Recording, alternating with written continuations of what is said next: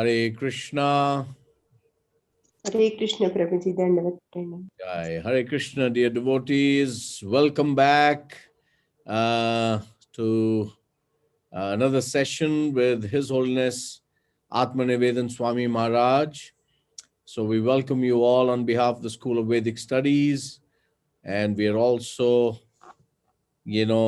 really honored, privileged, and a good fortune to have His Holiness Atmanivedana Swami Maharaj back with us for the last session on the 12 Mahajan course that we embarked upon. And today we're going to discuss about Yamaraja.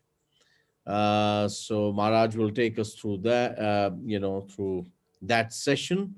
And then we do have some questions that will be sent to Mahajans plus today that will be sent across to you. And then we will give some time for everyone to answer and send your answer sheets back to us. And what we will do from next Saturday onwards, we'll announce at the end of today's session. So please do stay on till the end. And without much ado, I hand over the mic now to His Holiness Atmanivedana Swami Maharaj to take us through today's session. Hare Krishna Maharaj.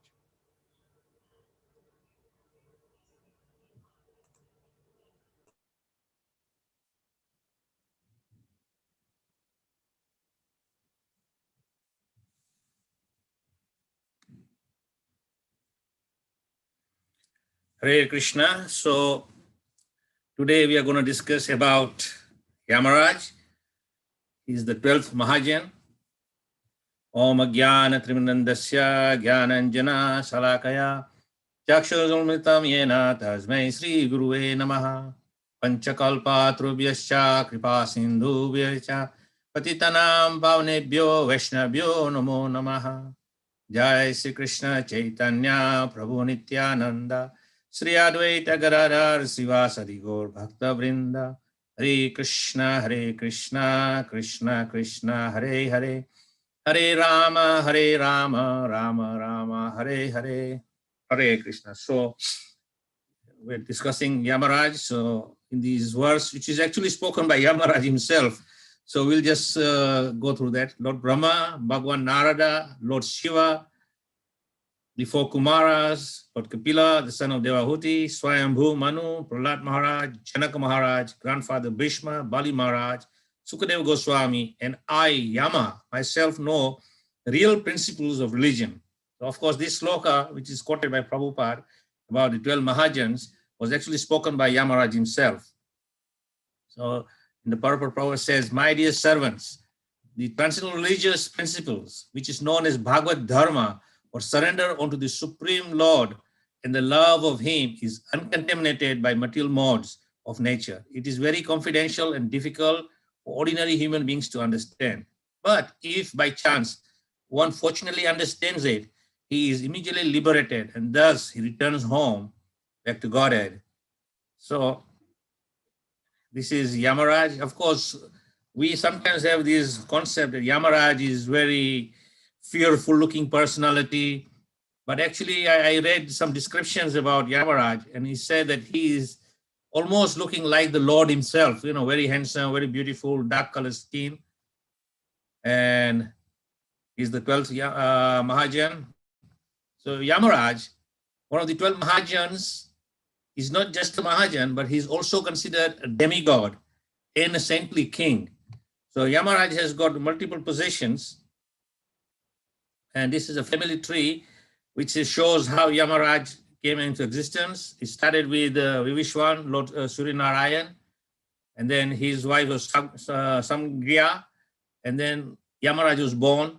And of course, there are others like Yami, Yamuna River, Ashwini Kumāras, Radhavan, the Devahūti Manu. So many different personalities came from Vivishwan. Then Yamaraja continued, and he had a number of wives, specifically Daksha's 10 daughters were his wives. And then they were reborn, and there were 13 other daughters of Daksha, and others were like Kunti Devi, when she was given the boon by Durvasa Muni, that she could invoke any personality to beget a child. Yudhishthira was born with that. This is a more detailed chart, which if you're interested, you can go into it, and shows how the lineage of Yamaraja is there.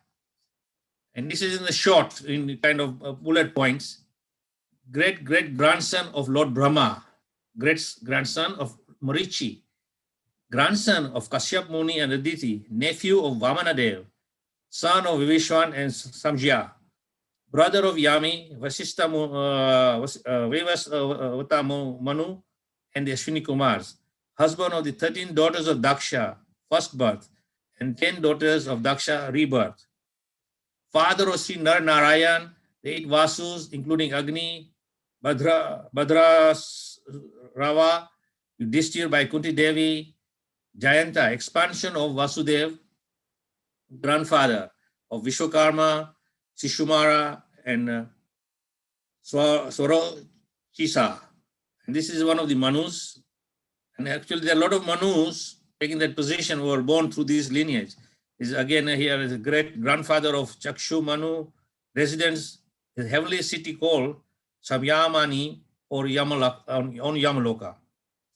Yamaraj instructs his messengers. This is specifically in the Srimad Bhagavatam, 6th canto, chapter 3. So as Prabhupada gives little introduction to this chapter, as related in this chapter, the Yamadutas approach Yamaraj, who very exhaustively explained bhāgavata-dharma, the religious principle of devotional service. Yamaraj thus said to the Yamadutas, who had been very disappointed. Yamaraj said, although Ajamil was calling for his son, he chanted the holy name of the Lord Narayan. And simply by the glimpse of the chanting of the holy name, he immediately achieved the association of Lord Vishnu's order carriers, who saved him from your attempt to arrest him. This is quite all right. It is the fact that even a chronically sinful person who chants the holy name of the Lord, although not completely without offense, does not take another material birth. This is how important it is that even if he gets an opportunity to hear and chant the holy name once, that person is saved from the Yamadutas. So this is the first verse of the third chapter in Canto 6. King Parikshit said, O my Lord, O Śukadeva Gosvāmī, Yamaraj is the controller of all living entities in terms of their religious and irreligious activities.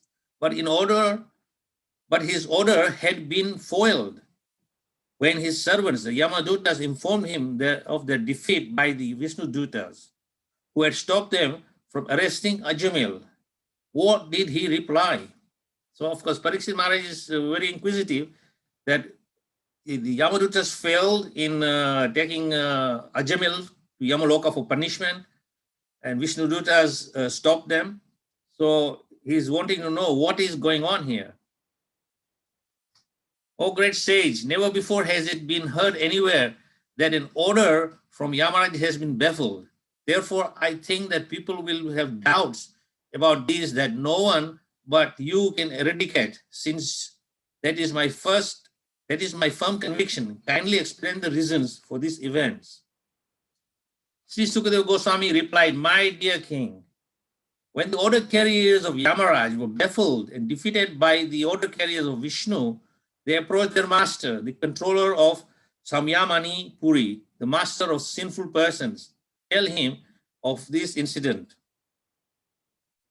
The Yamaduta said, our dear Lord, how many controllers or rulers are there in this material world? How many causes are responsible for manifesting the various results of activities performed under the 3 modes of material nature, Sattvagun, Rajagun, Tamagun? So Yamadutas are asking Yamaraj, that, is there any other superior person than you? Please explain. So Srila Vishwanath Chakravarti explains, this is purported by Prabhupada, saying, Srila Vishwanath Chakravarti Thakur says that the Yamadutas, the order carriers of Yamaraj, were so disappointed that they asked their master, almost in great anger, whether there were many masters other than him. Furthermore, because the Yamadutas had been defeated and their master could not protect them, they were inclined to say that there was no need to serve such a master. If a servant cannot carry out the orders of his master without being defeated, what is the use of serving such a powerless master? In this universe, there are many rulers and justice who disagree about punishments and reward. Their contradictory actions will neutralize each other, and no one will be punished or rewarded. Otherwise, if their contradictory acts fail to neutralize each other, everyone will have to be both punished and rewarded. Prabhupada explains in the purport here, because the Yamadutas had been unsuccessful in carrying out the orders of Yamaraj, they doubted whether Yamaraj actually had the power to punish the sinful. Although they had gone to arrest Ajamil, following Yamaraj's order, they found themselves unsuccessful because of the order of some higher authority. Therefore, they were unsure of whether there were many authorities or only one. If there were many authorities who gave different judgments which could be contradictory, a person might be wrongly punished or wrongly rewarded, or he might be neither punished nor rewarded. According to our experience in the material world, a person punished in one court may appeal to another. Although Yamaraj, under these circumstances, was accused of both the Vishnudutas and the Yamadutas. He is perfect in administering justice because he is empowered by the Supreme Personality of Godhead. Therefore, he will explain what his real position is and how everyone is controlled by the Supreme Controller, the Personality of Godhead. So Yamadutas continued, since there are many different karmis or workers, there may be different judges or rulers to give them justice. But just as one central emperor controls different departmental rulers, there must be one supreme controller to guide all the judges. Prabhupada explains this verse. In governmental management, there are many departmental officials to give justice to different persons. The law must be one, and that central law must control everyone. The Yamadutas could not imagine that two judges would give two different verdicts in the same case, and therefore they wanted to know who the central judge is. The Yamadutas were certain that Ajamil was most sinful man, but although Yamaraj wanted to punish him, the Vishnudutas excused him. This was a puzzling situation that the Yamadutas wanted Yamaraj to clarify. The supreme judge must be one, not many. It was our understanding that you are the supreme judge and that you have jurisdiction even over the demigods. Our impression was you are the master of all living entities, the supreme authority who discriminates between the pious and impious activities of all human beings. So, of course, the Yamadutas were under a little of false impression that Yamaraj is the absolute authority. But now we see that punishment ordained under your authority is no longer effective, since your order has been transgressed by the four wonderful and perfect persons. We were bringing the most sinful Ajamil towards the hellish planets, following your orders. When those beautiful persons from Siddha Loka forcibly cut the knots of the ropes with which we were arresting him, as soon as the sinful Ajamil uttered the name Narayan, these four beautiful men immediately arrived and reassured him, saying, do not fear, do not fear. We wish to know about them from your lordship. If you think if you think we are able to understand them, kindly describe who they are. The Yamadutas had been under the impression that Yamaraj was the only person in charge of administering justice.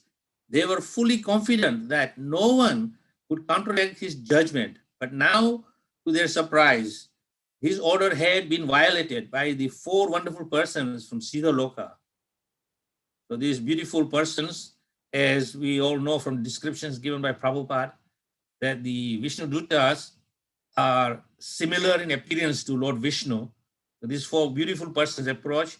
The Yamadutas were wondering, who are these people who are saving this most sinful person, who has violated this order of Yamaraj?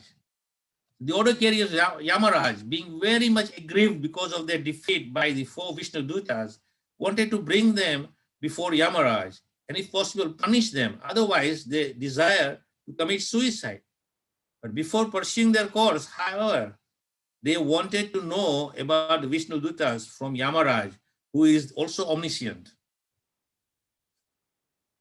Sri Śukadeva Gosvāmī said, thus having been questioned, Lord Yamaraj, the supreme controller of all living entities, was very pleased with his order carriers because of hearing from them the holy name of Narayan.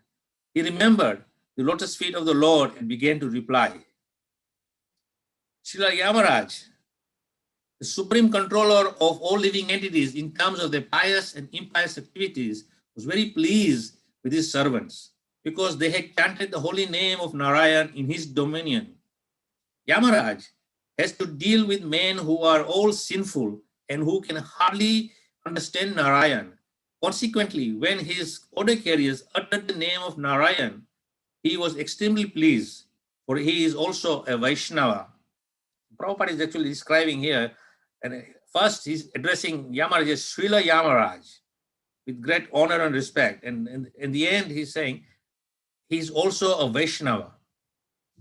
Yamaraj said, my dear servants, you have accepted me as a supreme, but factually I am not. Above me and above all the other demigods, including Indra and Chandra, there is one supreme master and controller. The partial manifestation of his personality are Brahma, Vishnu, and Śiva, who are in charge of creation, maintenance, and annihilation of this universe. He is like the two threads that form the length and breadth of a woven cloth. The entire world is controlled by him, just as the bull is controlled by the rope in its nose. The order carriers of Yamaraj suspected that there was a ruler even above Yamaraj. To eradicate their doubts, Yamaraj immediately replied, yes, there is one supreme controller above everything. Yamaraj is in charge of some of the moving living entities, namely the human beings. But the animals who also move are not under his control. Only human beings have consciousness of right and wrong. And among them, only those who perform sinful activities come under the control of Yamaraj. Therefore, although Yamaraj is the controller, he is only a departmental controller of a few living entities. Just as the driver of the bullock cart ties rope through the nostril of his bull to control them, the Supreme Personality of Godhead binds all men to the ropes of his words in the Vedas, which set forth the names and activities of the distinct orders of human society, the Brahmanas, Satriyas, Vaishyas, and Shudras. In fear, the members of these orders all worship the Supreme Lord by offering him presentations according to their respective activities. The Prabhupada explaining this verse, in this material world, everyone is conditioned regardless of who he is. One may be a human being, demigod, or an animal, tree, or a plant, but everything is controlled by the laws of nature. And behind this natural control is the Supreme Personality of Godhead. This is confirmed in the Bhagavad Gita, chapter 9, text 10, wherein Krishna says, Madhya yakshena prakriti surayate sa characharan. This material nature is working under my direction and producing all moving and non-moving beings. Thus, Krishna is behind the natural machine which works under his control. I, Yamaraj, Indra, the king of heaven, Niriti, Varuna, Chandra, the moon god, Agni, Lord Śiva, Pavana, Lord Brahmā, Surya, the sun god, the Vishwan, the 8 Vasus, the Sadhyas, the Marutas, the Rudras, the Siddhas, and Marichi, and the other great rishis engage in maintaining the departmental affairs of the universe, as well as the best of the demigods headed by Brihaspati. So of course here Yamaraja is mentioning all the different demigods who are also in charge of different departments, and they are serving under the great Brahmana Brihaspati.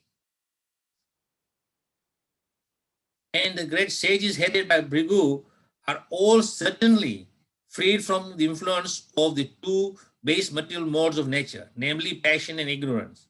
Nevertheless, although we are in the mode of goodness, we cannot understand the activities of the Supreme Personality of Godhead. What then is to be said of others who are under illusion, merely speculate to know God? The man and other living entities within this cosmic manifestation are controlled by the three modes of nature. For the living entity is controlled by the base qualities of nature, passion and ignorance, there is no possibility of understanding God. Even those in the mode of goodness, like the many demigods and great rishis described in this verses, cannot understand the activities of the Supreme Personality of Godhead. As stated in the Bhagavad Gita, one who is situated in the devotional service of the Lord is transcendental to all the material qualities. Therefore, the Lord personally says that no one can understand him, but the bhaktas who are transcendental to all the material qualities. This is in the 18th chapter, text 55, Bhaktyamam Abhijananti. Only by devotional activities can I be understood. This is confirmed by the Lord himself in Bhagavad Gita, chapter 7, text 3.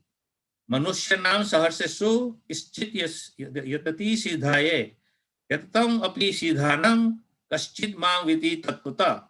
Among many thousands of men, one who endeavors for perfection, and even among the siddhas, those who have already become perfect, only one who adopts the process of bhakti, devotional service, can understand me. You can see how rare it is to understand the Supreme Lord. That even the siddhas who have perfected all the siddhis, only one among them who can actually take shelter of devotional service can understand Krishna. It's very, very rare indeed. As the different limbs of the body cannot see the eyes, the living entities cannot see the Supreme Lord, who is situated as a super soul in everyone's heart, not by the senses, by the mind, by the life air, by thoughts within the heart, or by the vibrations of words, can the living entity ascertain the real situation of the Supreme Lord. Prabhupada explains, although the different parts of the body do not have the powers to see the eyes, the eyes direct the movement of the body's different parts. The legs move forward because the eyes see what is in front of them, and the hands touch because the eyes sees touchable entities. Similarly, every living being acts according to the direction of the super soul, who is situated within the heart, as the Lord himself confirms in the Bhagavad Gita, chapter 15, text 58. Sarvasya chaham hridaye sinivisato mataha smitir jnanam aponaham cha. I am seated in everyone's heart and giving directions for remembrance, knowledge, and forgetfulness.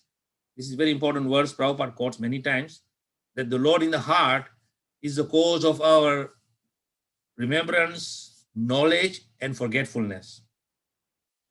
The Supreme Personality of Godhead is self-sufficient and fully independent.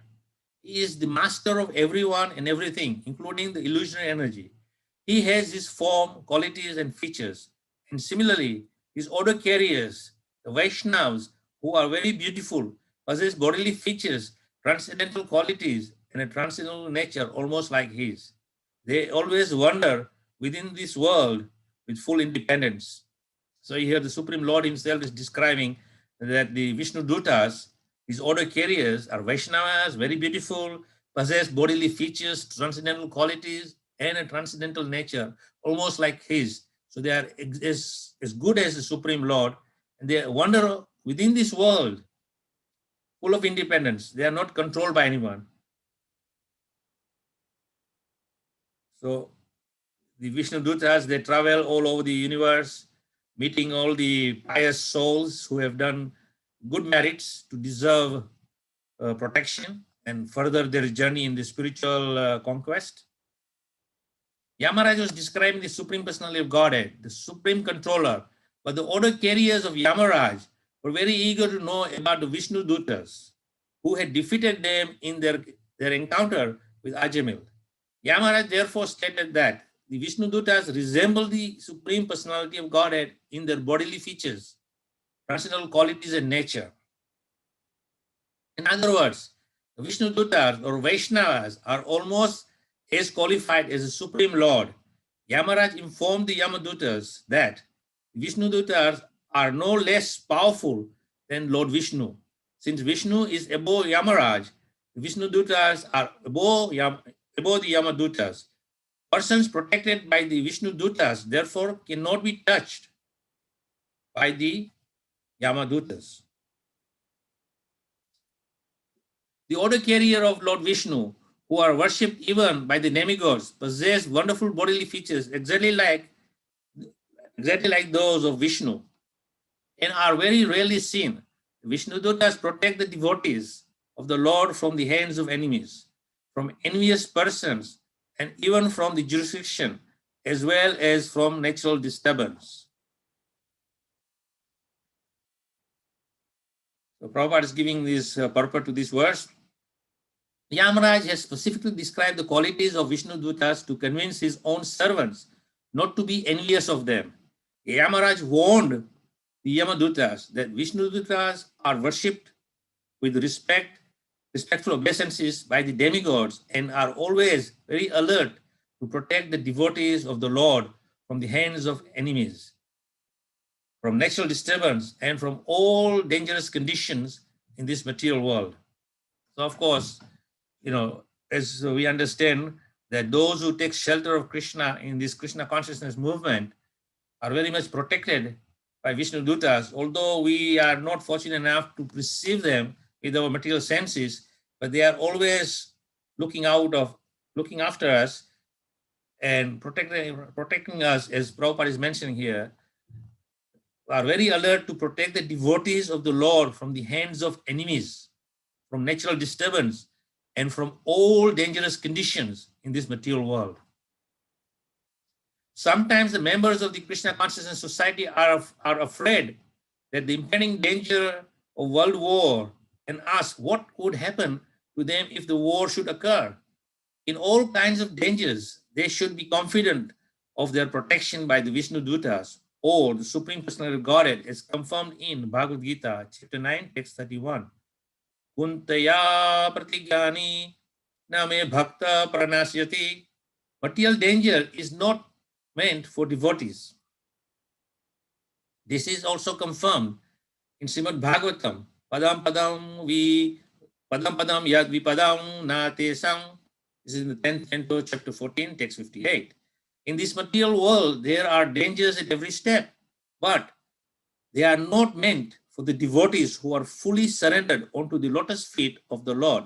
The pure devotees of Lord Vishnu may rest assured of the Lord's protection. And as long as they are in this material world, they should fully engage in devotional service by preaching the cult of Sri Chaitanya Mahaprabhu and Lord Krishna, namely the Hare Krishna movement of Krishna consciousness. The religious principles are enacted by the Supreme Personality of Godhead. Although fully situated in the mode of goodness, even the great rishis who occupy the topmost planets cannot ascertain the real religious principles, nor can the demigods, nor the leaders of Siddha Loka, to say nothing of the asuras, ordinary human beings, vidharas, or chanaras. When challenged by the Vishnu Dutas to describe the principle of religion, the Yamadutas said, Veda pranihito dharmam. The religious principles are the principles enacted in the Vedic literature. They did not know, however, that the Vedic literatures contain ritualistic ceremonies that are not transcendental, but are meant to keep peace and order among the materialistic persons in the material world. So this is a very important point here, that although the Vedic literatures are full of ritualistic ceremonies, as Prabhupada says, they are not transcendental. The ceremonies are there to keep peace and order in the materialistic person, the material world. So when one is at peace and at very calm, then that person can take shelter of the Supreme Lord and possibly surrender to the Supreme Lord, and then through that process understand him. But all these ritualistic ceremonies are only there to provide your basic necessities in the material world. As many times Prabhupada has said, these karmakandi activities in the Vedas are only there to fulfill what your necessities are. But higher than that is to take shelter of the Supreme Lord. Herein it is stated that the real religious principle is that which is given by the Supreme Personality of Godhead. The principle is stated in the Bhagavad Gita, 1866, and this is also a very, very commonly quoted verse, which we should embrace in our heart. Sarva dharmam parijata mamekam shranvaja. One should give up all other duties and surrender onto the lotus feet of Krishna. That is a real religious principle everyone should follow. Even though one follows Vedic scriptures, one may not know this transcendental principle, for it is not known to everyone. To say nothing of the human beings, even the demigods in the upper planetary systems are unaware of it. This transcendental religious principle must be understood from the Supreme Personality of Godhead directly, or from his special representative stated in the next verse. Lord Brahmā, Bhagavān Nārada, Lord Śiva, the four Kumāras, Lord Kapila, the son of Devahūti, Svāyambhuva Manu, Prahlāda Mahārāja, Janaka Mahārāja, grandfather Bhīṣma, Bali Mahārāja, Śukadeva Gosvāmī, and I myself know the real religious principles. My dear servants, these transcendental religious principles, which is known as bhāgavata-dharma, or surrender unto the Supreme Lord and love for him, is uncontaminated by material modes of nature. It is very confidential and difficult for ordinary human beings to understand. But if by chance one fortunately understands it, he is immediately liberated, and thus he returns back to Godhead. So this is what we started our Mahajans series, where in every one of the Mahajans, before we started, this verse was cited. And this is the principle of all the Mahajans, teaching us this basic principle, that if we want to know the really religious principle, then it is said that unless and until we surrender unto the Supreme Lord and love him in uncontaminated by material modes of nature, it is very confidential and difficult for ordinary human beings to understand. But if by chance one fortunately understands it, is immediately liberated and is candidate for going back to Godhead. So in the Bhagavad Gita, Lord Krishna refers to bhāgavata-dharma as the most confidential religious principle. Sarva guyatmanam guyayataram. Krishna says to Arjuna, because you are my very dear friend, I am explaining to you the most confidential religion. So this is very important aspect, that Krishna is revealing this most confidential knowledge to Arjuna. Why? Because he is his very dear friend. And of course, in the 18th chapter, as we cited before, Prabhupada is again mentioning this in the purport. Sarva dharma parijata mamekam shranvaja. Give up all whatever is duty and surrender unto me. One may ask, if this principle is very rarely understood, what is the use of it? In answer, Yamaraja states herein that this religious principle is understandable if one follows the parampara system of Lord Brahmā, Lord Śiva, the four Kumāras, and other standard authorities. There are four lines of disciplic succession. Prabhupada emphasizing this in the purport now. One from Lord Brahmā, one from Lord Śiva, one from Lakshmi, the goddess of fortune, and one from the Kumāras. The disciplic succession from Lord Brahmā is called the Brahma Sampradaya. The succession from Lord Śiva is called Sambhu. Lord Śiva Sambhu is called the Rudra Sampradaya. The one from the goddess of fortune, Lakshmi ji, is called the Sri Sampradaya. And the one from the Kumāras is called the Kumāra Sampradaya. One must take shelter in one of these four sampradayas in order to understand the most confidential religious system. In the Padma Purana, it is said, Sampadaya Vinaya ye mantras te nishphala mataha. If one does not follow the four recognized disciplic successions, his mantra or initiation is useless. In the present day, there are many apasampadayas or sampradayas which are not bona fide, which have no links to the authorities like Lord Brahma, Lord Śiva, the Kumāras, or Lakshmi. People are misguided by such sampradayas. The Shastra says that being initiated in such sampradaya is a useless waste of time, for it will never enable one to understand the real religious principle. So this is very underlining principle here Prabhupada is emphasizing, that one must take shelter and initiation in one of the bona fide sampradayas. If it is an upper sampadaya or any other sampradaya which has no link to the authorities, then it is useless. It will not have the desired result. Devotional service, begin with chanting the holy name of the Lord, is the ultimate religious principle for the living entities in the human society. So this is the most important verse in this section where Yamaraja is emphasizing.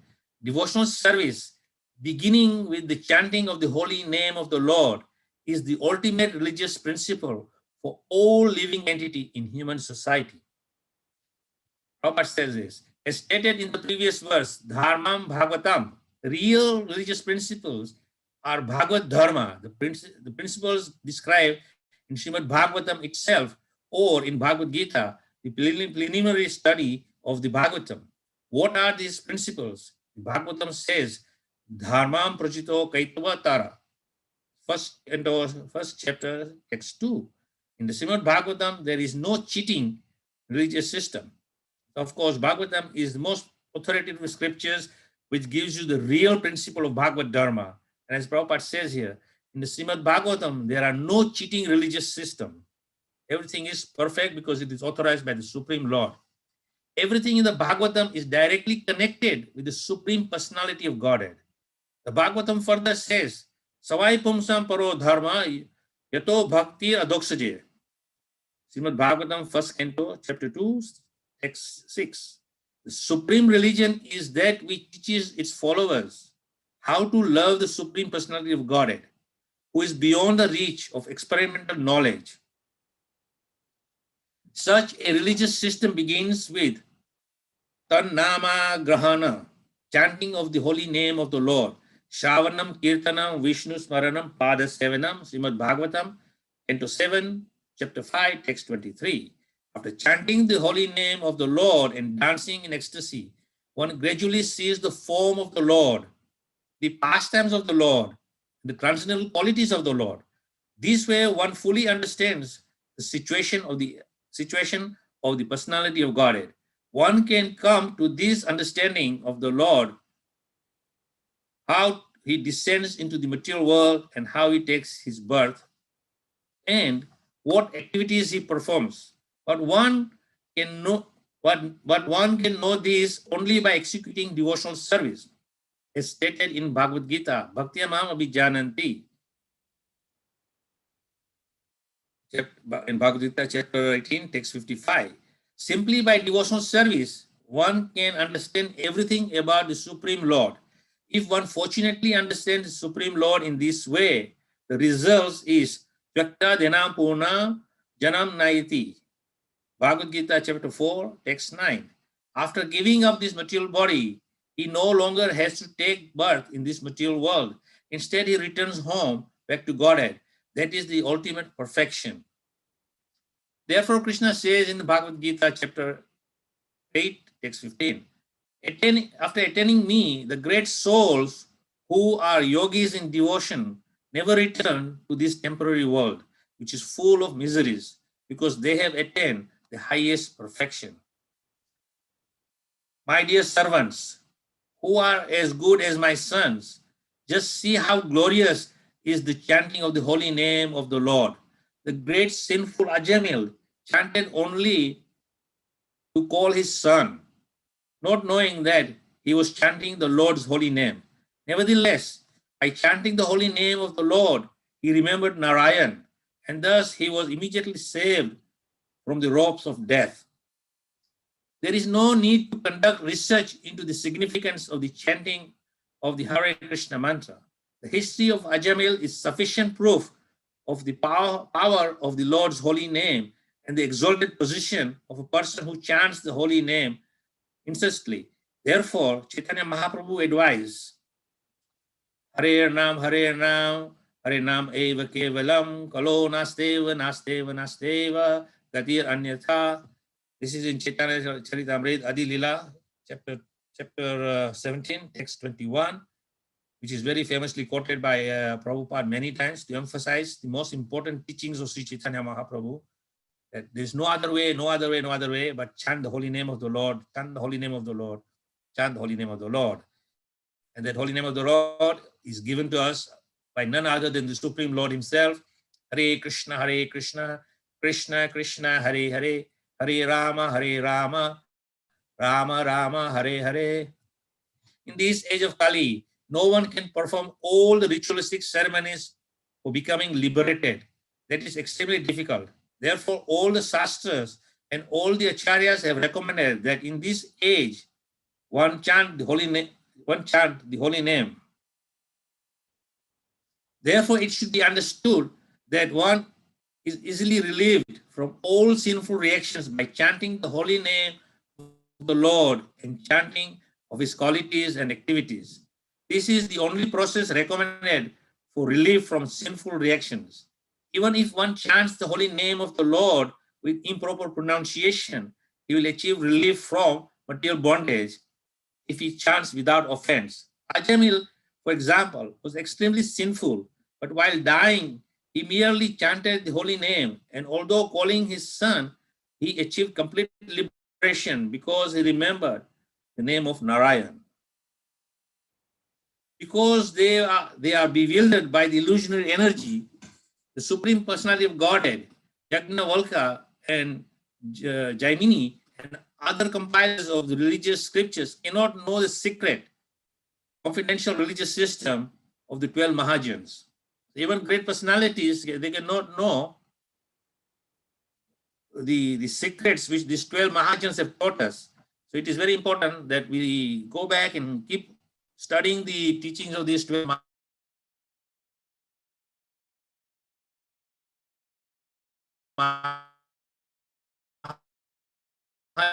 Mahajans to become perfectly filled, because their minds are attracted to the ritualistic ceremonies mentioned in the Vedas,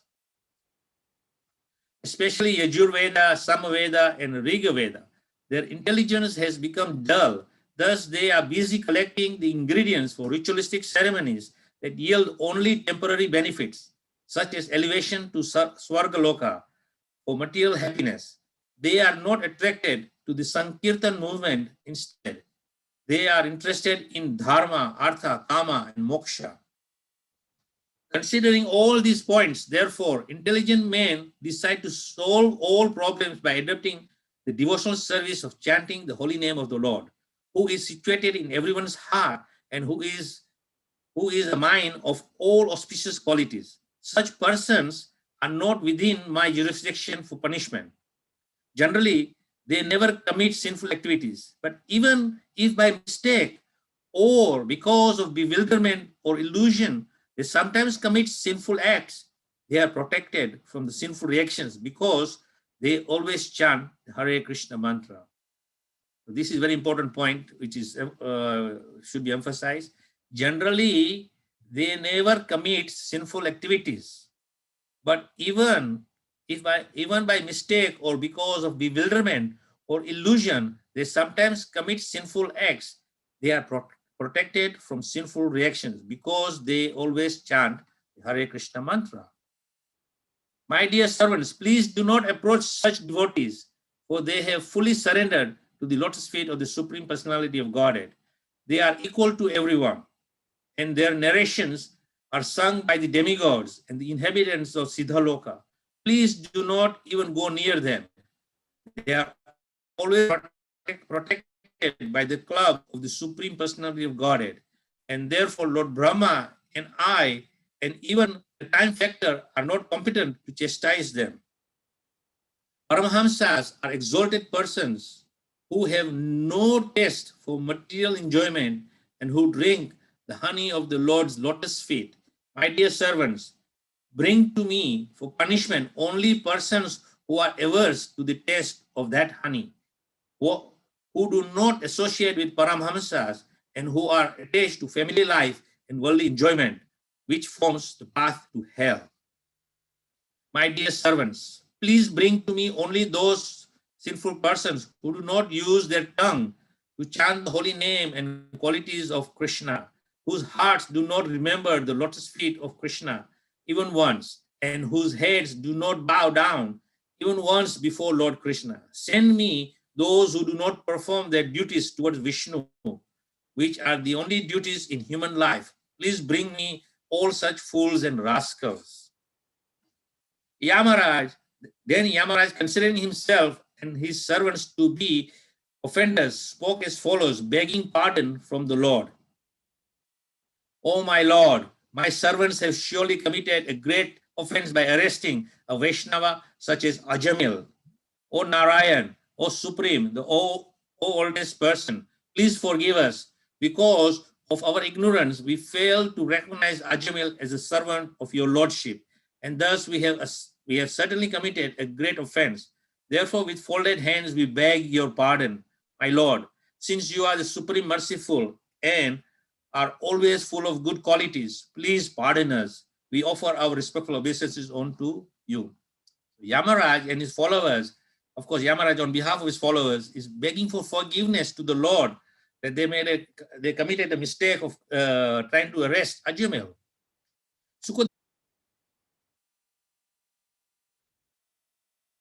We should note that although Ajamil chanted the name of Narayan imperfectly, he was delivered from all sinful reactions. Because all sinful reactions, the chanting of the holy name is so auspicious that it can free everyone from the reactions of sinful activities. One should not conclude that one may continue to sin with the intent of chanting Hare Krishna to neutralize the reactions. This is a very important point. One should not conclude that one may continue to sin with the intention of chanting Hare Krishna to neutralize the reactions. This is one of the 10 offenses against the chanting of the holy name of the Lord. Rather, one should be very careful to be free from all sins and never think of counteracting sinful activities by chanting the Hare Krishna mantra. For this is another offense. If by chance a devotee accidentally performs some sinful activity, the Lord will excuse him. But one should not intentionally perform sinful acts. One who constantly hears and chants the holy name of the Lord and hears and chants about his activities can easily attain the platform of pure devotional service, which can cleanse the dirt from one's heart. One cannot achieve such purification merely by observing vows and performing Vedic ritualistic ceremonies. After hearing from the mouth of their master about the extraordinary glories of Lord and his names, of his name, fame, and attributes, Yamadutas were struck with wonder. Since then, as soon as they see a devotee, they fear him and dare not look at him. Just see the potency of understanding this message from Yamaraj to his Yamadutas. The Yamadutas are so much awestruck by the wonder of the quality of the Lord, his name, his attributes, his fame, that since that point, whenever they see a devotee, they fear him and they dare not to go and look at them. Just see how much powerful the holy name is, that even just simply chanting of the holy name will ward away the Yamadutas and they will never come to you. Since this incident, the Yamadutas have given up the dangerous behavior of approaching devotees. For the Yamadutas, a devotee is dangerous. So this is the wonderful Yamaraj on his magnificent buffalo. And he is there to protect us, not to harm us. The only person, as we read in some of the verses towards this concluding point, that if we are sinful, forgetful of the Lord, then he says to his Yamadutas, bring them to me for punishment. But if they are following the principles of Dharma, avoid them at all cost. So chant Hare Krishna, the holy name of the Lord. And I thank you all very much for your kind attention. Hare Krishna. Hare Krishna, Maharaj. So we will, yeah. We have maybe 10 minutes. Yes, Maharaj. So we certainly have. So thank you very much, Maharaj. And we have Subal Prabhu with a question. And Subal Prabhu, before I call upon you, I have a question. Maharaj, in one of the verses that you shared with us from the 6th canto of Srimad Bhagavatam, it is very clear that Yamaraj's work is only related to human beings, because animals, anyway, they evolve according to their natural instincts. And as you also took the excerpt from the purport of Srila Prabhupada, wherein the right and wrong, what is right and what is wrong, only a human being can decide. So that being the case, then you shared with us the 29th verse from the 3rd chapter of the 6th canto, which while you were reading to me, that verse came through as the fools and rascals verse. And then I was reading through the purport. And right at the end, Srila Prabhupada says in the purport, in summary, all Avaishnavas, persons unconcerned with Lord Vishnu, are punishable by Yamaraj. That makes him very busy. He is a busy man. Because basically, I would say, in my humble opinion, that 99% of the population, at least on this planet, are not Vaishnavas. And therefore, whatever activities they may perform, obviously it is going to be irreligious. Even though you may be in mode of goodness for self-sustenance, that's no excuse to perform sinful activities, just like killing animals for food. It is sinful. So Yamaraj will definitely have a busy time to arrest all these persons and then accord them according to their severity of sinful activities, the punishment. Right. Absolutely. Maharaj, that obviously also means that even worshippers of demigods or any other worship, though indirectly it is related to Vishnu, as is explained in the Bhagavad Gita, but this particular verse and the purport clearly excludes everyone Yes. from the point of view of... You have to understand that when Krishna says in the Bhagavad Gita that those who are worshippers of demigods, they are indirectly worshipping me. So Krishna takes that in a positive light, that they are on the ladder of evolution of consciousness. So in this life, there may be devotees of Śiva, Brahmā, Indra, and many other demigods. But what will happen is that during that time, they may also do some pious deeds. So that will be to their credit. And the impious deeds which they've done will be punishable by Yamaraj. Then they will get a next birth, which will be a little higher consciousness, where they will be able to go to the next level up, till the point when they come and actually inquire, as Lord Vyasadeva says, Athato Brahma Jignasha, that inquiry into the Brahman comes. And when that comes, then you are now going to inquire about the Supreme. And then the Supreme is seated in your heart, will guide you to further enlightenment and take full shelter. So obviously, the demigod worshippers are not going to be elevated to the spiritual world. as Prabhupada says, that they will go to demigod planets if they merit some pious deeds. But while they are worshipping the demigods, they may also perform some sinful deeds or irreligious activities. And that is what is punishable. Just like, say, for example, a person commits a criminal offense and he's brought in front of the judge will hear his activity, what he has done. And according to the empowerment of the judge, he has certain rules, regulations of what kind of punishment he should award to that person according to the severity of criminal offense.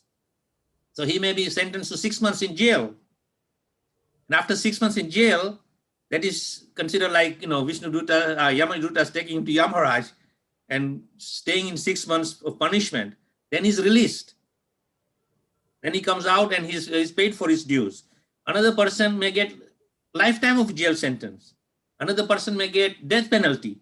So depending on that, so each one will get their punishment and then Yamaraj will free them. And then again, if they do more sinful activities, and again they go back into the cycle. So eventually, as Krishna says, that if you are worshipping the demigods, then eventually you will rise in the evolutionary ladder when you will come to that point where you will say, Athato Brahma Jignaja. Who is this Brahma? Who is this Supreme? I want to know more. And when you question that, then Paramatma in your heart, this is an indication I was waiting for. Now that you are asking who you are, who is Brahma and who you are, I will now give you knowledge. Up to that point, he's sitting in your heart as a witness and he will not interfere with you. So the only time Lord comes into act is when you actually turn to the Lord and say, dear Lord, I want to know what is going on. Please help me out. Then the Lord says, okay, now I'll put you on a religious path, as what is described by Yamaraja in his Principles of Dharma here in this chapter. Very nice, Maharaj. Excellent. And that also, Yamraj indeed is going to be busy, but that also makes the devotees busy also. One, to reform themselves from within and out, and also help others on this reformatory process to give one and all the chanting of the holy names, as was glorified in the rest of the verses that you shared with us today. Thank you very much, Maharaj. We will call upon Subal Prabhu. Subal Prabhu, please unmute yourself. Hare Krishna Prabhuji, thank you so much. Hare Krishna Maharaj, Hare Dandot Pranam. Thank you so much for the wonderful class. Maharaj, I have two questions. The first one is about Yamaraj.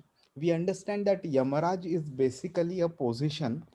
So like other positions like of Indra and other demigods also, the Yamaraj being a position must be getting replaced by different Yamarajas different times. So when we say that Yamraj is a Mahajan, does it mean that anybody who sits on the position is called as a Mahajan, or the current Yamraj is specifically known as Mahajan? That is question number one. And I'll ask the second question up once you answer the first one. Well, it's a very simple understanding that, of course, all the demigods are positions occupied by different personalities. And in my research, it was said that Yamaraj is basically from the beginning of this creation till the dissolution of the creation, he is as Yamaraj, millennium after millennium after millennium. And after that is finished, then he kind of is relieved of that service and he goes back into the Nitya Lila of pastimes of the Lord. And another living entity who is suitably qualified is placed on it. Now, my understanding is that if a suitably qualified person takes a position of Yamaraj, then he should be very much well versed with the principles of Dharma. And therefore, I would consider that in a different millennium, he would also be a great Mahajan. Yes, Maharaj, quite valid, because if he doesn't himself know the principles, then how can he do the justice properly? Yeah, it's just like in the material world also, those who are qualified to be a judge, then they are promoted to be judges. Even though someone may be practicing law for like 30, 40 years, 50 years of his life, but because that person is practicing law doesn't mean that he's qualified to be sit to be seated on the seat of judge. But those who have qualified themselves with the full understanding of the law, then there is a mechanism that they are elevated to that position of judge. So similar with Yamaraja, the Supreme Lord will not put any Tom, Dick and Harry in that position. He would see that this person is a very, very qualified person to take that position, and he will be able to administer his duties very well. And therefore, he will carry out the principles of Dharma. As we study from this understanding, that Yamaraja is very much interested in the principle of Dharma. And those who are not following that, then they are punishable by him. Yes, Maharaj, perfect. Thank you so much, Maharaj. Maharaj, I have one more question. Meaning, we understand that Yamaraj is the son of sun god. But that is the only thing we know about from a background perspective. But we don't know, meaning, where did he learn the Shastra? Who was his guru? Which parampara he was from? Would you be able to shed some light on this? Personally, I did not go into that side of my research while presenting this, considering we have limited time. But you see, the sun god, Vishwan, is also a very highly knowledge person, because from Bhagavad Gita we understand that Krishna says to Arjuna that this knowledge which I am giving to you is nothing new. I spoke this knowledge to the sun god many millenniums before. So Surya Narayan, the Lord, is very well versed in this knowledge. And of course, being his son, he would definitely teach his son the science of Krishna consciousness. And he would learn the art of bhakti from his father. That is my take on it. Okay, Maharaj. Thank you so much, Maharaj. Hare Krishna. Dandot Pranam. Hare Krishna. Thank you, Subal Prabhu.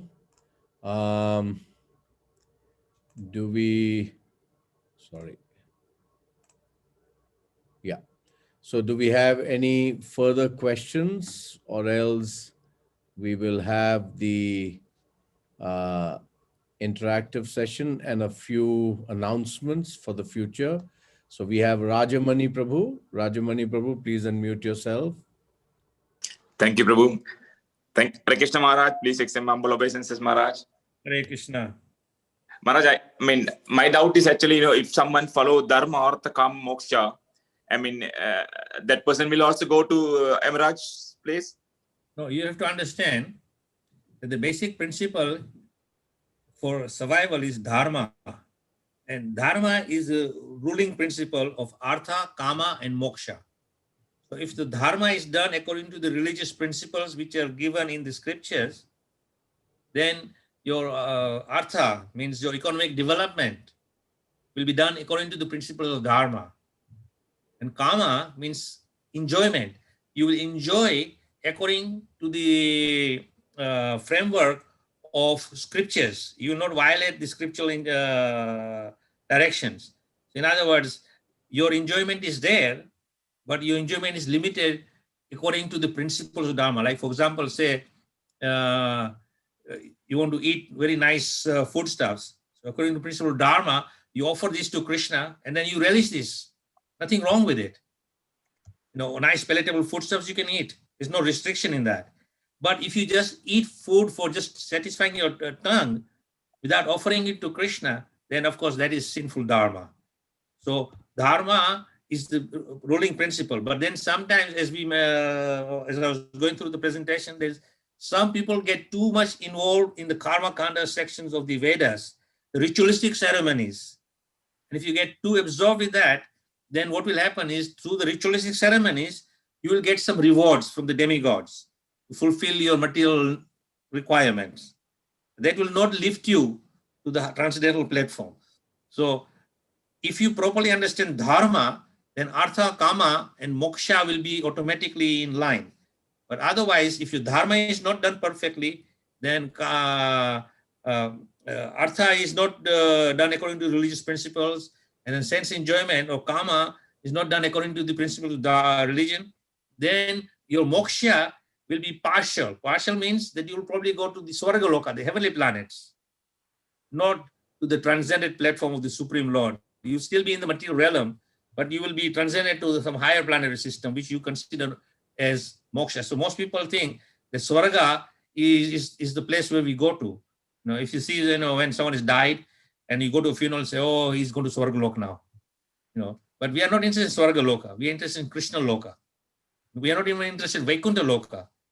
So, your dharma, artha, and kama should be properly understood with religious principles. Thank you, Maharaj. Hare Krishna. Hare Krishna. Thank you, Maharaj. This very nice question, Rajamani Prabhu and Maharaj, very nice explanation. I like what you said, that once you fix your dharma, then artha, kam, and the liberation part is taken care of. Because ultimately everything has to be done in line with the religious principles. Very nice. Thank you, Maharaj. Subal Prabhu, please unmute yourself and speak up, Prabhuji. Prabhuji, thank you, and sorry to bother you, Maharaj. For No problem, questions. no problem. I really thank you so much for clarifying so many doubts. Maharaj, one question I have, meaning this has been there as a doubt with me for quite some time, not related to today's session, but Maharaj, during our life, we perform quite a few activities, like we walk on the streets, and so many small insects, they get killed when we walk.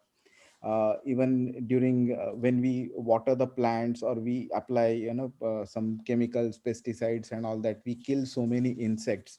And if we don't apply these, then they eat up the plants and the complete crop will get destroyed. But if we apply, then we are actually committing sin by knowingly killing these insects. Sometimes unknowingly, so many ants do get killed by when we walk. So how do we understand, meaning should we consider this as a sin, and how do we avoid it? And there are times when we practically cannot avoid, then what do we do in such cases? Well, see, first of all, you have to understand that why we have to kill all these living entities, because of our greed. Now, I understand very clearly that if there is these insects who would come and eat your crop, but by nature's arrangement, there are some other animals or birds who would eat these insects. You understand? So there is a whole, balance arranged by nature to take care of everything. Now, on the other hand, we should try and understand that if we have a better understanding of religious principles and what is sinful and what is not sinful, then we should look for alternative ways to spray your crops, which will not kill the insects, but they will just repel them, So there are many, many alternatives available, but we are so lazy that we want the shortcut. Now, I will tell you one quick example of Srila Prabhupada. And when Srila Prabhupada in Mayapur, when that long building was built, the Chakra building, and lots of devotees were coming from the west for observing Mayapur Gorpunim festival. And there were many, many mosquitoes, because right now there are many buildings, but in the early days, they were all paddy fields. And paddy fields are perfect grounds for breeding many mosquitoes. So devotees wanted to kill the mosquitoes. And Prabhupada said, no, you cannot kill the mosquitoes. So Prabhupada said, I will give you a solution to this. He said that before you go in the room at night for rest, you light some charcoal and you put this frankincense in it and smoke the whole room. And as you smoke the room, all the mosquitoes will come out of the room, and then you close the door, and after some time the smoke will settle down and you will have a mosquito-free room, and you will peacefully stay there without killing the mosquitoes. So Prabhupada was very, very conscious of this, that he didn't say, oh yes, spray the whole place with and kill the mosquitoes. Prabhupada said, no, you can't kill the mosquitoes. Although mosquitoes, one, they bite you, they give you a lot of discomfort. Second, they may give you malaria. But Prabhupada said, he didn't say just kill that. He said, get rid of them by this method. Same, there was one temple in the West, I forget the exact temple now, it was infested by cockroaches. And someone came to Prabhupada and asked Prabhupada, can you put this cockroach poison so we can kill them? Prabhupada said, no, that is Maya. How you can kill? What right do you have to take the life of that cockroach? But he said the secret is cleanliness. If you keep the place clean, the cockroach will not come because there is no food particles and all this stuff lying all over the place, will not attract them. So Prabhupada has solutions to this. That be very careful, very conscious of all these things.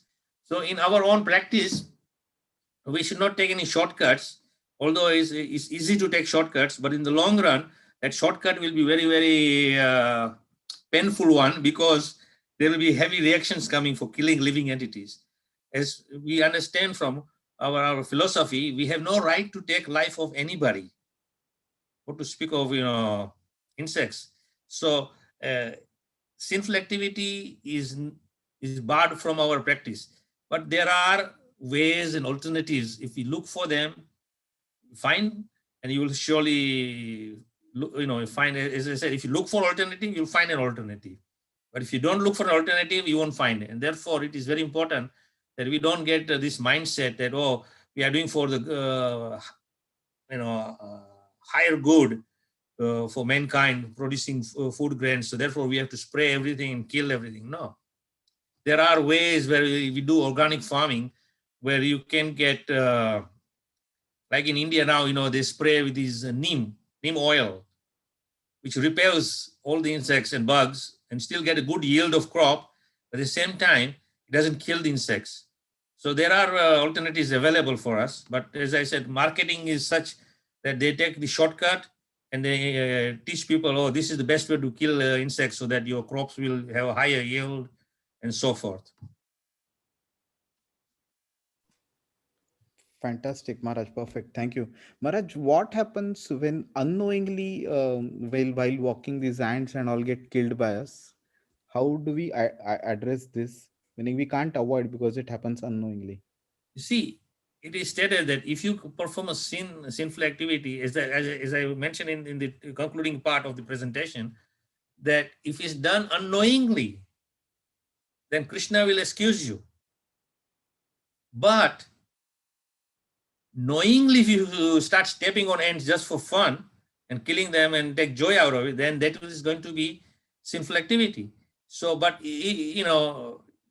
99% of the time, if you're walking down the road, it's not that you're going to step on ants.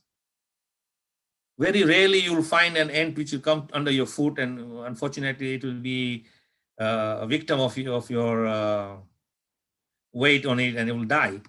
But unknowingly, Krishna will excuse you. Just like you see, again, I will take material example, that you are in a courtroom, and the judge says that you have been in charge of this act. How do you plead? And you say, my dear Lord, I plead guilty because I am guilty of that act, but it was done unknowingly. I wasn't aware of it. So the judge will take that into consideration. And while sentencing you, he will say sentence is given to you on the basis that it will be suspended. It won't be enforced on you. But if you commit the same offense again, then concurrently the offense second time and the first time will come, and you have to pay twice as much for your punishment. So, the Lord is kind and merciful. He's not that he will take everything in face value, but unknowingly, accidentally, and the Prabhupada used the word accidentally. If something is done, then it is forgivable. But after that, if you continue doing that on the basis that, oh, Krishna will take care of it, then it is sinful and it's an offense. Perfect, Maharaj. Thank you so much. Hare Krishna, Maharaj. Hare Bol, Hare Krishna. Hare Krishna Maharaj. So we will now have a few announcements. Thank you very much, Maharaj. So first of all, from the bottom of our hearts, thank you all very much for staying on for all the 12 sessions. The fact that Maharaj is has been with us practically from the lockdown when he was in Bali. He moved to, during the lockdown period, he traveled back to the manor, and then he has again been with us. But all this wouldn't have been possible, this wonderful journey with Maharaj, but for the association of all of you. So 3 cheers to all of you also. Hari bols to every one of you. Now, as the Srimad Bhagavatam says, Nityam Bhagavata Sevaya, we have to continue our services to Bhagavad Gita, Srimad Bhagavatam, and to the devotee Bhagavats. So therefore, we will continue our sessions with Maharaj in that spirit. The subject matters that we can, look into, and Maharaj is absolutely ready. One would be to take up Nectar of Instructions, Updeshamrita, which is 11 verses, and Ishopanishad, 18 verses. And we will give some gap. That means we will start these, let's say, in a week or 2 weeks. That also gives time for us to send the questions for all the Mahajans, including today, 3. Then receive your answer sheets. And then we're going to have one session with Maharaj, which will be the certificate giving ceremony. A certificate also is a blessing from Maharaj. So we will do that. We will organize that and inform all of you. So this is where we are. So we would really like to know from all of you, are you all up for continuing this journey with Nectar of Instructions and Ishopanishad? Hari Bol. Yes. Hare Yes, Krishna. Prabhu. Yes, Prabhu. Yes, Prabhu. All right. So we will then, Vrinda, who's assisting us in the School of Vedic Studies, she will then start preparing the registration process. We will do it as a course. And then we will do it exactly the same way, but it may not be like, let's say if it's 11 verses of Nectar of Instructions, we'll get to know from Maharaj whether it would be one session every Saturday, or would it be, how it's going to be structured. Will it be 2 verses in a session? That is a detail. We'll work it out and let you all know. So next Saturday won't be the Nectar of Instruction or Ishopanishad, but we will still meet Maharaj. So we will have some subject matter on which we would like to hear from Maharaj, and we will let you know. So that is next Saturday. Maybe the Saturday next, we will plan out the certificate giving ceremony. And from that Saturday onwards, we'll start the Nectar of Instructions, followed up with Isho Upanishad. Could I give a suggestion? Yes, Maharaj, please. Can we have an open session next week Okay, rather than a presentation? sure. Devotees who have gone through the 12 Mahajan series, or maybe they have some other questions, prepare a Okay. list of questions, Right. and we can have a kind of a question answer session where any questions are there, and we'll try to answer them to the best of our ability, and have an ongoing dialogue of clearing any doubts. Brilliant.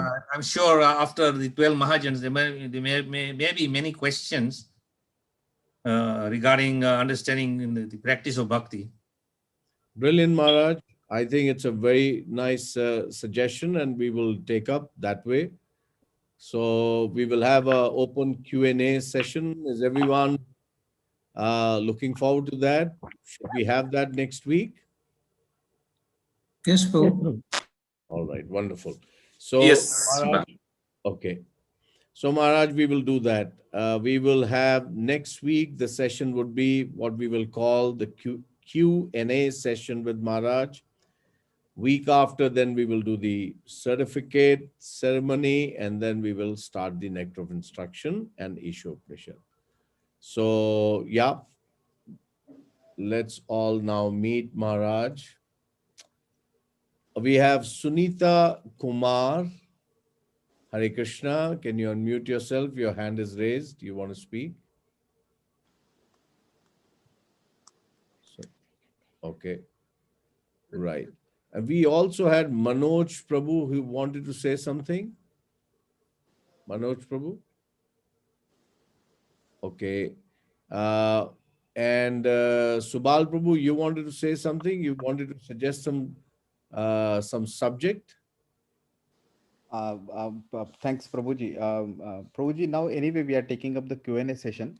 My recommendation was, depending on how Maharaj and how you and everybody would want it, but meaning especially for people like me who have reached this middle age of 45 to 50 years, I just wanted to understand how do we prepare and how do we practice Vanaprasthashram despite remaining in the householder life. How do we prepare ourselves for that? What are we supposed to do? What are we not supposed to do? If some light Maharaj can shed on it, that will be nice. It will be helpful. Thank you, Prabhuji. So, Subal Prabhu, you could keep that question. Can be then put across to our next Saturday. Is that okay, Subal Prabhu? It's a very apt question, and we certainly would like to hear from Maharaj on that. Yes, sure, Prabhuji. Thank you so much. Hare Thank Krishna. you, Subal Prabhu. All right, so, it's again time for our chit chat with Maharaj. So switch on the videos. Let's meet Maharaj. All right. Okay, so let's begin from the top. Haribhaskar Prabhu. Hare Krishna Maharaj, Dandavat Pranam. Hare Thank you Krishna. for a wonderful class. Dandavat Pranam. Hare Krishna. Hare Krishna. Hare Krishna. Hare Krishna. Vrindavan Sham Prabhu. Hare Krishna Maharaj, Dandavat Pranam. Please accept my respectful obeisance, Maharaj. Hare Krishna. Very nice class, Maharaj. Hare Krishna. Titraj Prabhu. You have to unmute yourself, Prabhuji.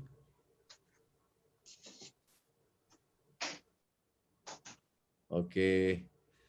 All right. Murlidhar Prabhu and Anasuya Mataji. Hare Krishna Guru Maharaj. Hare Krishna. Hare Krishna. Hare Krishna Guru Maharaj. Humble pranam. Hare Krishna. Hare Krishna. Titraj Prabhu, you have unmuted now. You can speak. Yeah. Titraj Prabhu, you want to speak now? Hare Krishna. Hare Krishna, Prabhu. Thank you so much. Very nice understanding about the last Maharaj, Yamraja. Hare Krishna. Brajnath Prabhu. Hare Krishna, Dandavat Pranam Maharaji. It was a wonderful series. We hope to continue something like this in coming future also. Thank you, Maharaj. Hare Krishna. Hare Krishna. Sunaja Mataji or Sunita Mataji. You have to unmute yourself. Hare Krishna. Okay, Gorangi Mataji. Hare Krishna Maharaj, Dandavat Pranam to you, Prabhu. Thank you for organizing. Maharaj, please accept my humble obeisance and your lotus feet. So happy with your sweet and kind words you explained. It was really pleasing to the heart. And we learned so much from you, Maharaj. Thank you so much. Well, I don't think you're learning much from me. It's just from Bhagavatam, But through you, Maharaj, thank you so much. Hare Krishna. Thank you. Gorangi Mataji, thank you for your enthusiastic participation and look forward to having you for future sessions also. Surely, Prabhu. Surely, Prabhu. Thank you. For yours and Maharaja's association, surely I will attend. Thank you, Mataji. Thank you, Prabhu. Thank you. Krishna Naam Prabhu. Hare Krishna Maharaj. Hare Hare Krishna Maharaj. Please accept our obeisances. Hare Krishna, Hare Krishna. I hope everything is okay in Switzerland. Okay. Yay. Wonderful. Nitya Narasimha Prabhu. Hare Krishna Maharaj, respectful obeisance on your lotus feet. It was nectarian session last 12 weeks. How it has passed, no words to express. Thank you very much and looking forward for many more sessions, Maharaj. Thank you. Hare Krishna, Hare Krishna. Thank you. Thank you, Nitya Narasimha Prabhu. Achra Mataji and Vijay Prabhu. Oh, he's back from his south. Huh? Well, he's back for some little time. Hare Krishna, Hare Krishna. Your voice is not that clear, Prabhu. Can you hear me, Prabhuji? Maharaj, can you hear me? Yes, I can hear you now. Okay. It's really wonderful journey, Maharaj. We are always looking forward to your association. And we are highly, highly grateful to Rashtriya Prabhu also. He's always, leading us from one stage to next stage. And it's really, we are grateful to have your association. We really look forward to see you, Maharaj, soon in Muscat, please. Thank you very much. We're just waiting for this Mr. Corona to take vacation. Then we'll start our vacation, And His Grace Swāyambhuva Krishna Das Prabhu. Thank you, Guruji. Danda Pranam. Thank you, Maharaj. Very happy. I consider myself to be very fortunate. I could attend all the sessions.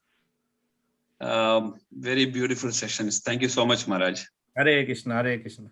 Hare Krishna. Thank you so much. Danda Pranam. Thank you. Thank you, Prabhu. Pranav Prabhu. Hare Krishna Maharaj, Dhanavad Pranam Maharaj. Hare Krishna, Very Hare nice way of actually taking your association. Hare Yeah, I was not fully covered all the classes, but I was following your sessions on the YouTube or at least a few minutes of these classes, Maharaj. They are wonderful. Thank you very much. Hare Krishna, Hare Krishna. Lavkesh Prabhu. Prabhu, you'll have to unmute yourself. Hare Krishna Maharaj. Hare Krishna. Thanks for enlightening us with such an amazing wisdom. And I seriously look forward to attending many, many more sessions of yours. So, Hare Krishna. Thank you very much. Thank you. Thank you, Prabhuji. Thank you, Maharaj. Thank you. So no other videos are on. Kuldipika Mataji is there. Kuldipika Mataji is there. Mataji, you'll have to unmute yourself. Maharaj, accept my respectful obeisances unto your lotus feet, Maharaj. Very nice, hearing from your mouth that 12 Mahajans, and we have learned a lot from you. And we pray to Lord Krishna that we should have your association continuously, and Rasakila Prabhu also. And I need your prayers, Maharaj, and all of you Vaishnavas. Next Saturday, I will be traveling to Canada. So I'm going to be there for some time, then I will be back. But then I will connect with you all online for the classes. Hare Krishna. Have a safe journey. Thank you, Maharaj. We will catch up on that, Kuldipika Mataji, tomorrow morning. Thank you very much for your association. And we have Anupama Radharani Mataji. Hare Krishna. Hare Krishna Maharaj. Hare Krishna. Accept my respectful obeisances unto your lotus feet. Hare Krishna. Hare Krishna. Wonderful session, Maharaj, and every session full. And today I felt the emphasis from the purports that you were reading was so much on chanting, how devotees are always protected. So it was really wonderful. And some other time I would like some an experience I had when I heard you and how that brought about a change. Thank you so much, Maharaj. We need your blessing. Hare Krishna, Hare Krishna. Thank you. Anupama Mataji, the experience that you've had, you must share it in probably next week when we have the Q&A session. You've been one of the, she's been in the forefront of questions. So we thank you for your enthusiastic questioning. It was illuminating and it was indeed very educating for one and all. So thank you for that. And it'll be nice to hear your realizations and experiences next week. It is always encouraging for everyone else also. Thank you, Rasa Prabhu, for giving us all this opportunity. And thank you, Maharaj, for very patiently. Thank you. Hare Krishna. Wonderful. Hare Krishna. So, as usual, here comes the time to say goodbye and good night, but with a prayer that we will meet again. With Krishna in the center of our lives, there is always an opportunity for us to stay connected. So let's keep the Lord and his wonderful devotees like His Holiness Atmanivedana Swami Maharaj. Let's keep him in the midst of our lives. And for sure, as we pray, Ohe Vaishnava Thakur, you have Krishna.